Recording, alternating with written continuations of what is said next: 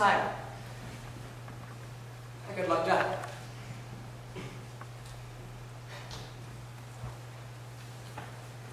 And that could have been it, you know. I mean, I was kneeling there, crying my eyes out, and I thought it couldn't get any worse. And now I'm locked up in fucking jail!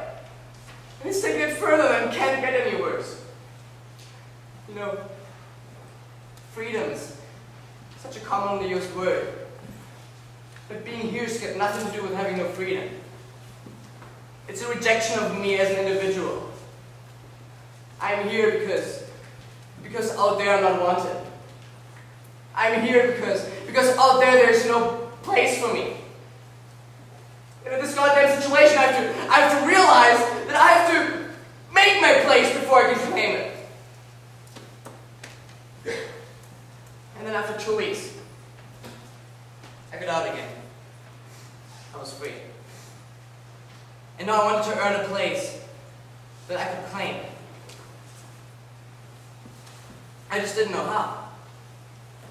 So I started fighting the next Goliath, theater, who would become my best friend. You know, I'm about to say one of the corniest statements about theater, which actually saved my life. I was able to be someone else. The innocent son of a doctor on TV. The innocent 14-year-old who goes out on an adventure with his friends to find a corpse. The innocent son of a police officer, catching those guys that I used to be a part of. You know what's the key word? Innocent. I lost my innocence early in my life, and I was never able to get it back. And you know, I would say I never wanted to get it back, but that'd just be a lie, because I did. I just wanted to start over. And even though I could, I also couldn't. Till today, it's my challenge to make those events part of me. The first paragraph in the definition of my personality. A short introduction to the life of a society-worn lunatic. That's what my mom used to call me. I remember when all these things happened, she sat me down at the kitchen table. And she looked at me. You know, I just want you to be happy. And I can see that you're so unhappy. And it's breaking my heart. You know, let me tell you something. Your heart is like a pouch. A wonderful, soft, beautifully stitched pouch. And everything that you depend on is a marble that you put in there.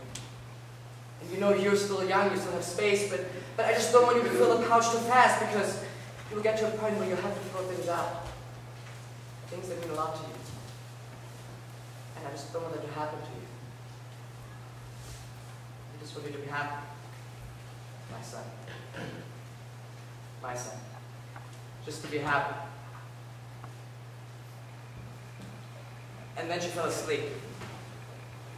And in this moment, it felt like her soul had just drowned in sadness. And I realized that it was my fault, and that I had to make up for it. So I did. I started fighting the last Goliath. Myself. And I remember the time when I threw a sock into my dad's face, and I told him that he was never a father. And I remember that I thought I was untouchable. And even when the police were standing in my door, I thought I could win the game. And I remember when I just couldn't get enough. And I remember when I used to cry about my own stupid fuckheadedness. And I remember when I needed to be someone else. And I remember when I had sex and the next morning I felt like shit. And I remember the time when I didn't want to share my day. And then it happened. When the Philistine came near to meet David. David ran towards the battle line to meet the Philistine. And he took a hand, put it in his pouch, and took from it a stone, and slung it.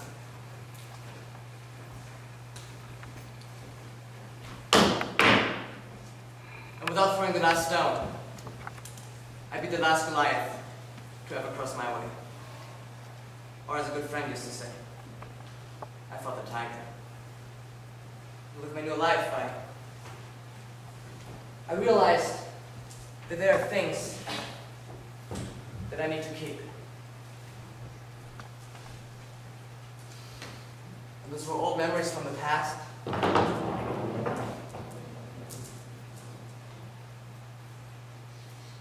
And things that I discovered very recently.